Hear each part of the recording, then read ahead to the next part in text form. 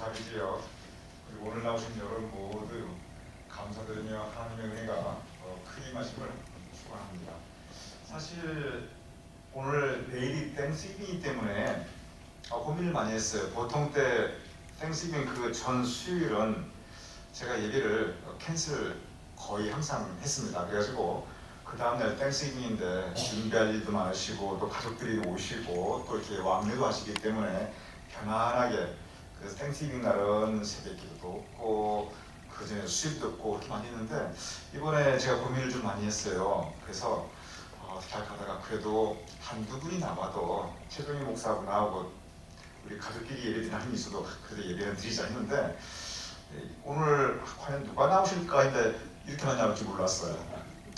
어쩌면 오갈 게 없는 분들이 모인지 모르지만 참 우리가 다 여기 모이신 분들은 다 외롭고 불쌍하신 분들 같아요. 수요일 날에 이 교회밖에 갈 데가 없어가지고 이렇게. 근데 여러분 하나님 보시기에 우리가 다 외롭고 불쌍한 존재들인데 이렇게 수요일 날 모여서 다음날 쯤 땡스기빙이 얼마나 아름답습니까? 우리가 감사하는 그 마음 같이 나누며 예배드리며 사실 추수감사의 전날 이 정도 모이시기가 쉽지 않은데 여러분 교회에 나와주시고 하나님의 전을 찾아주셔서 다시 한번 감사드립니다. 목사로서는 그저 자리를 지키시는 교육분들이 제일 힘이 돼요. 한결같이 자리를 지키시는 분들 여러분들입니다. 다시 한번 감사합니다. 이태 장로님이 한국에서 오셔가지고 지금 시세 때문에 아직 어지러지 하실 텐데도 우리 대표기도 잘 인도해 주셨고요. 우리 이영정 원사님도 정말 오랜만에 좀 처음이신가요? 예배 인도해 주셔서 또 감사드립니다. 다시 기도하겠습니다.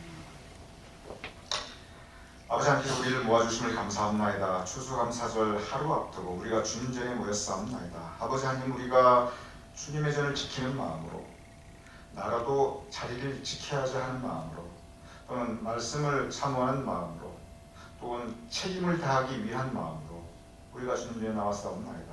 아버지 하나님, 우리가 주님 전에 나온 배경은 각각 다르다 할지라도 그러나 우리가 이 자리에 함께하고 있사오니 주여 우리가 여기 있사오니 성령의 은혜를, 하나님의 은총을 우리에게 부어 내려주시옵소서.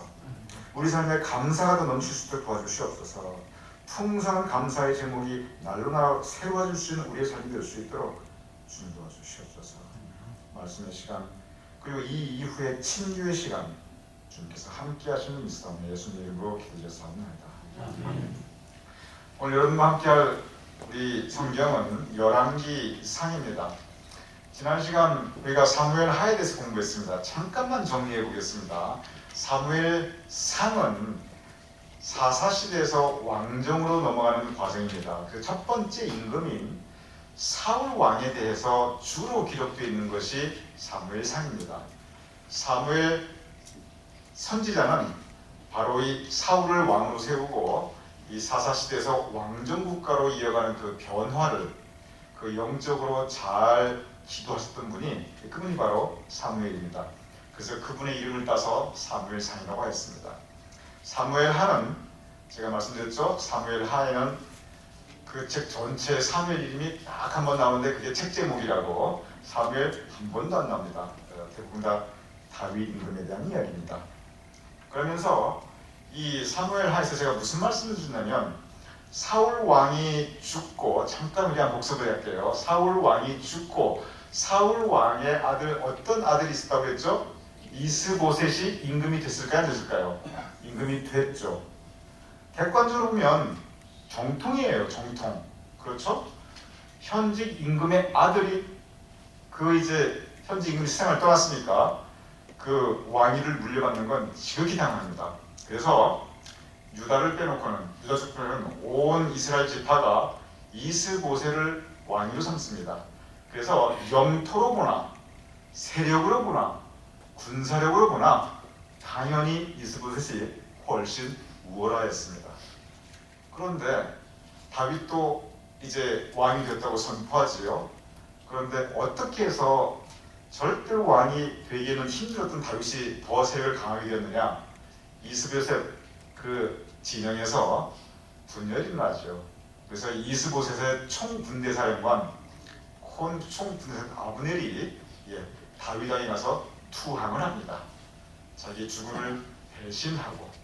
그래가지고 그때부터 이 이스보셋 그 왕조가 무너지기 시작합니다. 결국은 다윗이 천하를 통일합니다. 자기 주인 배신하고 다윗에게 갔던 아브넬은 결국은 암살당합니다. 요압 장군에 의해서. 그래서 그것이 지난번 사무엘 하의 내용이었습니다. 오늘 열왕기상에서는 솔로몬이 주를 이룹니다. 솔로몬이 주를 이루는데 오늘 여러분과 함께 나누고 싶은 말씀의 핵심은 뭐냐면 솔로몬에 대해서는 우리 이미 여러분과 저 여러 번 공부하였습니다. 그 솔로몬의 전반적인 내용 적어도 이 자리에 계신 분들은 거의 예배를 안 빠지시는 분들이기 때문에 이미 많이 공부하고 배웠을 것입니다. 그런데 솔로몬 이후에 솔로몬이 세상을 떠나고 나라가 이 통일 왕국이었던 나라가 반으로 딱 갈라지게 됩니다. 여러분 우리가 일제시대 때 정말 일제시대 그 어려운 시간 지내고 광복이 되었을 때 너무 행복했어요. 그때는 우리가 꿈꾸는 것 같았다. 그게 우리 마음이었어요. 근데 그것이 38선으로 남북이 딱 갈라지고 이 북쪽에는 친소련 진영, 남쪽에는 친미 진영 이래가지고 두 개 다른 정부가 한 나라에 들어설 거라고 누가 상상이나 했겠습니까? 그런데 그런 일이 솔로몬 세상에 따라고 곧바로 이어집니다. 오늘 그 부분을 같이 여러분과 함께 보도록 하겠습니다. 먼저 솔로몬의 임금, 솔로몬. 여러분 처음에는 솔로몬 왕은 왕이 없었어요. 겸손하였지요. 지혜로웠지요. 그리고 막 다윗처럼 나서 막 전쟁하고 싸우고 이러는 것보다도 아주 외교적으로 잘 주변 국가들하고 잘 지냈어요. 그러면서도 경제적으로 부강하였죠. 성전 건축했죠. 솔로몬한 임금이 사실 없어요. 어찌 보면 다윗보다 뛰어났어요. 쭉 초기에 보면. 그런데 솔로몬의 가장 큰 약점, 초심을 잃어버립니다. 그래서 나중에 아주 백성들을 곤경에 빠뜨리고 나라가 힘들어지죠. 그 부분을 잠깐 보도록 하겠습니다. 열왕기상 5장 13절 그리고 15절. 솔로몬이 말년에 이제 백성들에게 강제 노역을 시킵니다. 부탁합니다. 이에 솔로몬 왕이 온 이스라엘 가운데서 역군을 불러일으키니 그 역군의 수가 3만 명이라. 솔로몬에게 또 진군이 7만 명이요 산에서 돌을 뜨는 자가 8만 명이며. 예, 감사합니다. 저것만 다 합쳐도 18만 명이에요. 세상에 저 사람들이 다 가족이 있었고 다 부양 가족이 있었고 가장일 텐데 저렇게 많은 사람들을 갖다가 강제 노역을 시킵니다. 백성들은 저렇게 강제 노역을 시키고 솔로몬은 어떻게 살았나? 이렇게 살았습니다. 10장 21절.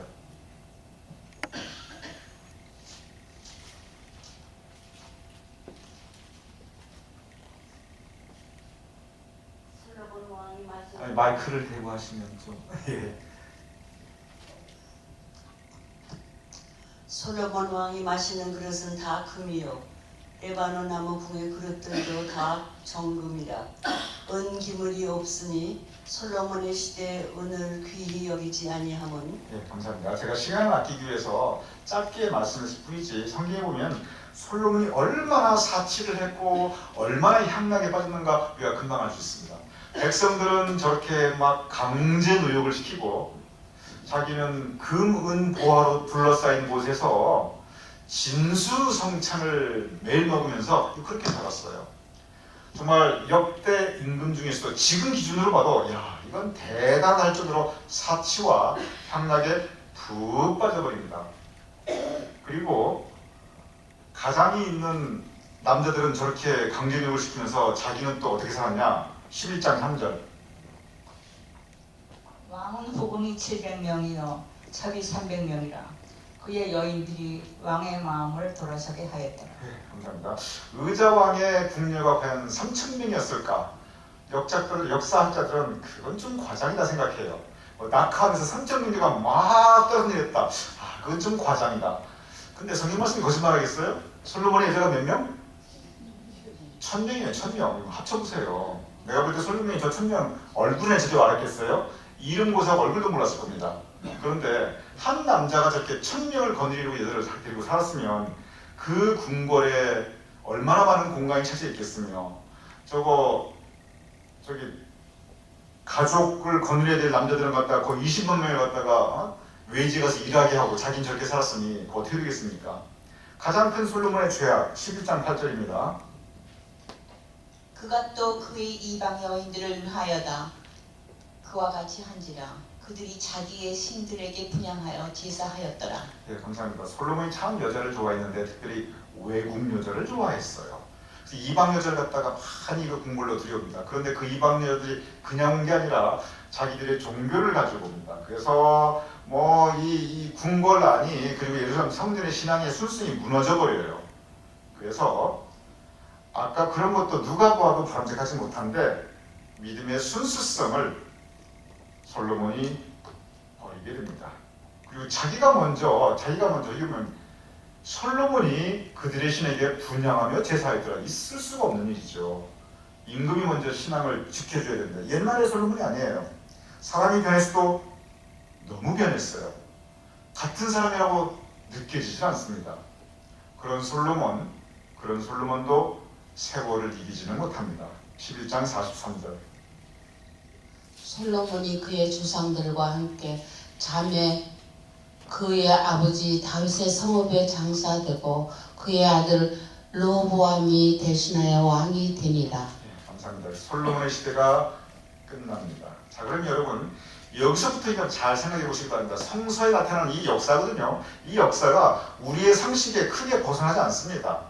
이때가 지금으로부터 약 3,000년 전인데 뭐 정확히 3,000은 아니지만 한 2,900 아닙니다. 2,900년이 되겠죠. 그런데 그때나 지금이나 세상 사는 방법은 많이 달라져 있지만 사람의 본성은 그때나 지금이나 다를까요? 비슷할까요?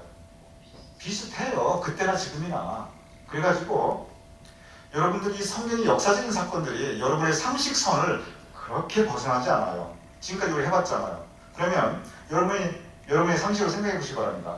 솔로몬이 이 말년에 저런 정치하는 모습, 개인의 모습, 신앙적인 모습을 보고 백성들이 그 모습을 보고 저건 정말 문제 있다라고 생각했을까요? 마음속으로 그냥 그대로 넘어가고 싶었을까요? 여러분들 생각하겠어요. 여러분이 백성이라면 어떤 마음이 들겠어요? 솔로몬이 그걸 보고 저건 좀 문제 있는 거죠. 아무리 임금이라도 저건 고쳐야겠다고 생각하겠죠. 자, 새 임금이 들어섰어요. 그의 아들 르호보암이에요. 자, 새 임금이 들어섰을 때 백성들은 그 임금에게 뭘 바랬을까요? 여러분 생각해 보세요. 새 임금이 들어섰어요. 솔로몬 때문에 고생했어요. 그런데 새 왕이 들어가서 새 정치를 펼쳐나가야 되는데 여러분이 백성이라면 뭘 바랬을까요? 솔로몬같이 그대로 쭉 가길 바랬을까요? 이 새 왕이 좀 개혁과 변혁을 해주길 바랬을까요? 개혁과 변혁을 좀 많이 바라죠. 그래서 백성들이 그 르호보암, 솔로몬 임금의 아들 새 왕이 즉위하자마자 백성들이 이 르호보암에게 나옵니다. 새 임금에게 나옵니다. 새 임금에게 나와서 무슨 얘기 하나 한번 보겠습니다. 12장 3절에 4절.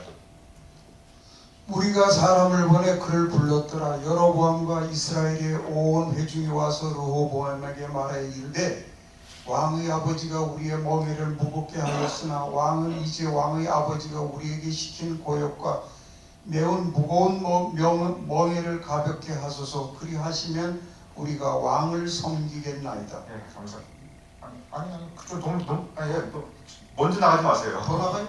아니 그게 아니고 저기 스텝에게 말씀드린 거예요. 이게 다음 화면 넘어가 버리니까. 자, 여기 보면은 여로보암의 일이 나오는데 백성 대표입니다. 여로보암과 이스라엘의 온 회전이. 여로보암이 누구냐면 솔로몬 임금 때 그래서는 안 됩니다 할 야당 대표예요. 근데 솔로몬이 아주 강하게 확정을 했거든요. 그래가지고 이틀로 망명했었어요. 망명했던 여로보암이 솔로몬이 죽으니까 다시 돌아왔습니다. 여러분 일제시대가 끝나니까 망명했던 한일 투사들이 대거 돌아왔어요. 임시정부 이사들도 돌아왔고 미국으로 돌아왔고 다 돌아왔고 하와이 돌아왔고 많이 돌아왔어요. 똑같아요. 솔로몬의 시대가 끝나니까 망명했던 반정부 지도자였던 여로보암이 다시 들어와서 백성들과 함께 르호보암에게 나갑니다. 새 임금에게 나갑니다. 무슨 말을 하냐면 4절 잘 들어보세요. 왕의 아버지가 누굽니까? 솔로몬. 솔로몬이 우리의 멍에를 무겁게 하였으나 우리 백성들의 멍에를 너무 무겁게 하였고, 그러니 왕은 이제 왕의 아버지 르호보암이요, 당신 아버지 솔로몬이 우리에게 했던 것처럼 그 고역과 매운 무거운 멍에를 가볍게 하고서 제발 당신 아버지처럼 그렇게 정치하지 말라. 우리 좀 살 수 있게 해달라. 우리도 살아야 되지 않느냐. 아니 우리는 죽으라고 구고생시키고 당신 아버지는 그렇게 사치 향락에 빠지고 그리고 이방신들이고 이게 될 일입니까? 그러니 우리의 멍에를 가볍게 하소서. 그리하면 우리가 충성 다하겠습니다. 이 충성 생각하고 있어요. 자, 여러분 가만히 들어보시기 바랍니다. 이 여로보암과 백성들이 솔로몬 임금의 그 아들, 친아들, 새 왕이 된 르호보암에게 저 말을 했는데 저게 할 말 한 겁니까? 좀 얼토당토한 말을 한 겁니까? 어떻게 생각하세요?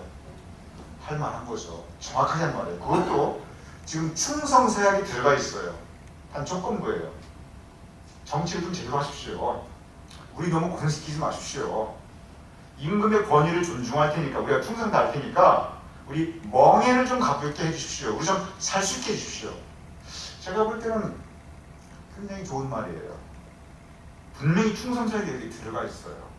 그리고 멍에를 가볍게 해주십시오. 할 만한 거예요. 여기 보면은 이렇게 백성과 여로보암이 르호보암에게 새 왕에게 부탁을 합니다. 그러니까 새 왕이 뭐라고 대답을 하냐면 이 새 왕의 대답을 들어보세요. 12장 5절.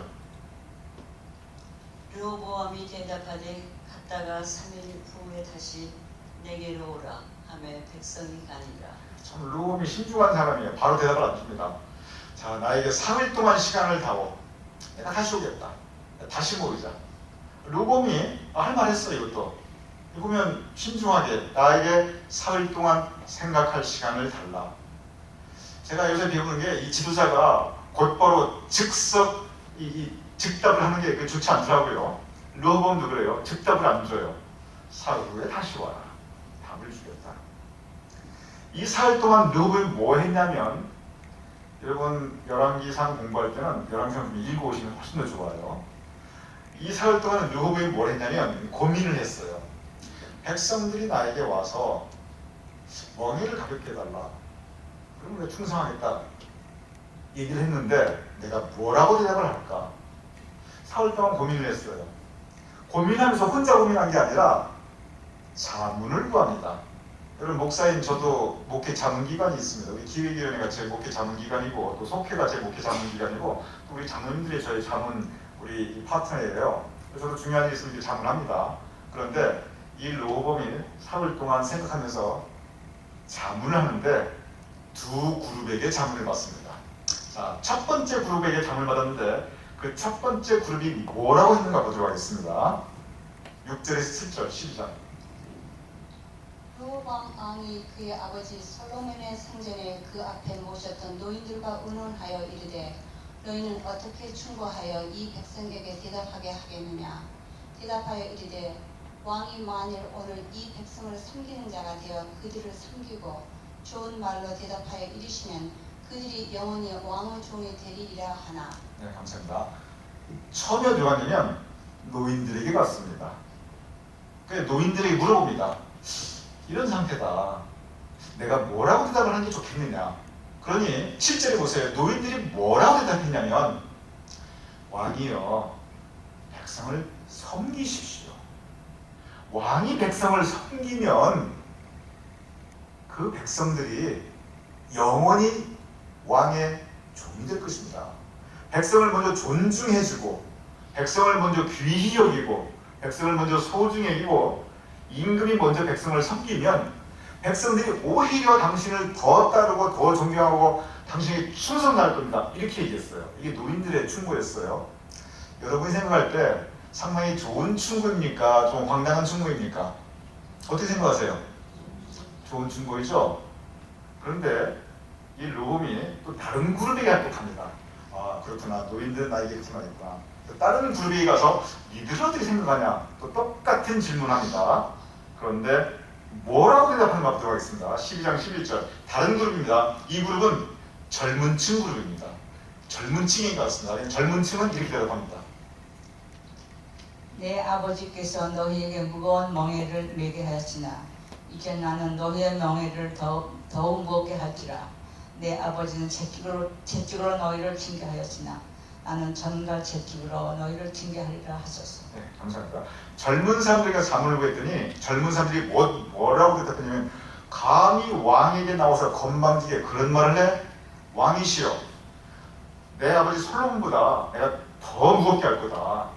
내 아버지가 너에게 채찍으로 쳤으면 나는 전갈 채찍으로 칠 것이고 내 아버지가 소금가마를 치웠으면 나는 철가마를 치우겠다. 이런 식으로 더 무섭게 이 정치를 하리라. 그렇게 자문을 주셨습니다. 그렇게 말씀하십시오. 여러분 이게 좋은 자문입니까? 조금 틀린 자문입니까? 어떻게 생각하세요? 잘 판단이 안 되세요? 틀린 자문이죠, 그렇죠?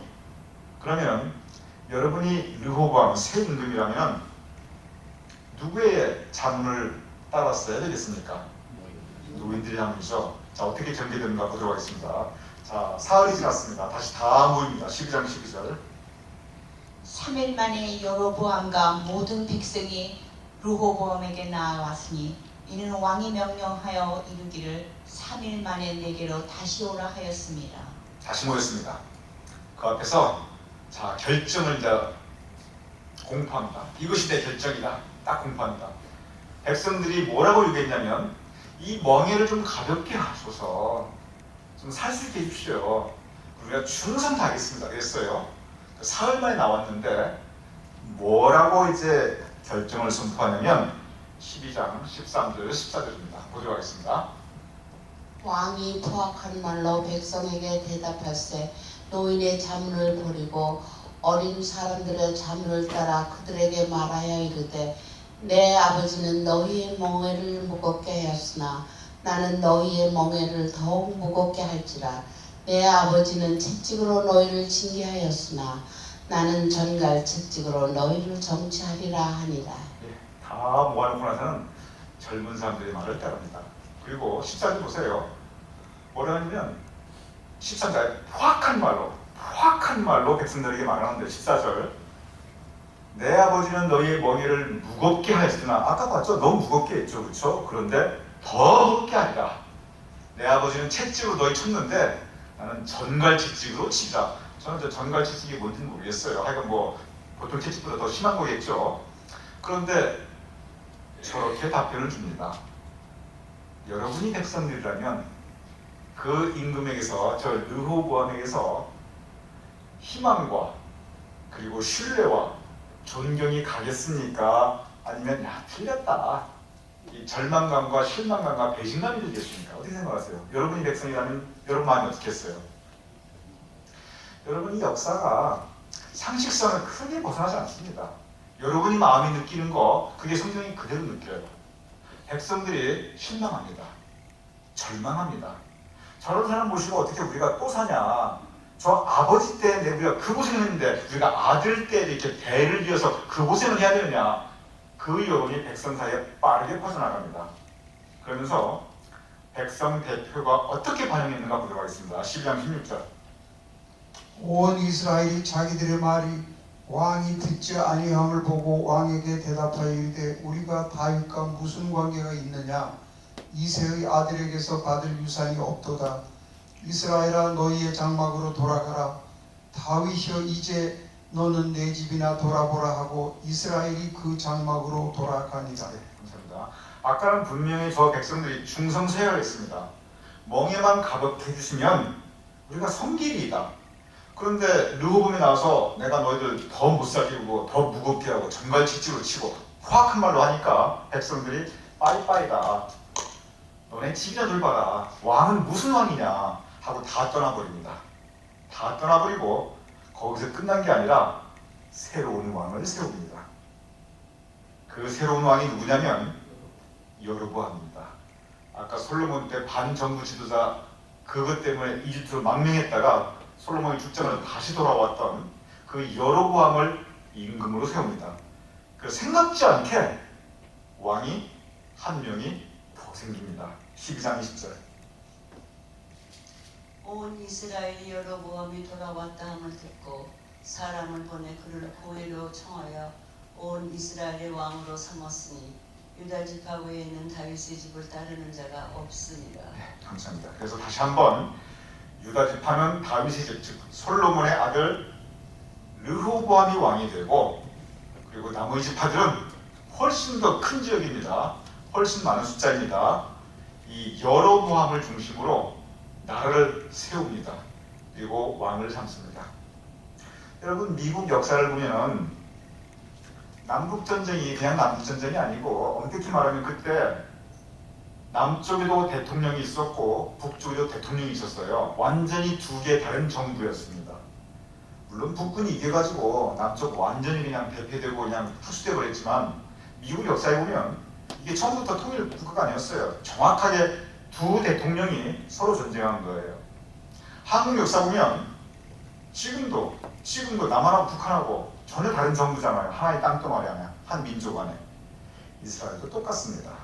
한 민족 안에 이때부터 북이스라엘, 남유다 그렇게 말하게 된 겁니다. 그래서 북이스라엘은 여로보암을, 남유다는 솔로몬의 아들 르호보암을 각각 왕으로 세우고 한 땅덩어리 한 민족인데 딱 갈라지게 됩니다. 남북 분단이 시작되게 되는 것입니다. 그럼 여기서 한번 생각해 봅니다. 왜 이렇게 남북 분단이 생겨나게 되었을까? 솔로몬은 지혜왕이라고 그랬는데 성경 얘기를 가만히 읽어보면 처음에만 잠깐 지혜로웠지 그 안에 전혀 지혜롭지 못했어요. 그 아들 르호보암은 아버지 바네드란 도를 했는데 오히려 더 지혜롭지 못했어요. 그래서 임금 즉위하자마자 곧바로 나라를 불러 확 이렇게 나누는 그런 일을 생기게 됩니다. 왜 그렇게 됐을까? 여기 보면 우리가 성서적으로 첫째는 겸손하지 못했어요. 르호보암에게 노인들이 분명히 말합니다. 먼저 섬기십시오. 그런 백성들이 따를 것입니다. 그런데 포악한 소리로 얘기했습니다. 우리가 신앙적으로, 그리고 우리가 세상을 살면서 좀 더 겸손할 필요가 있습니다.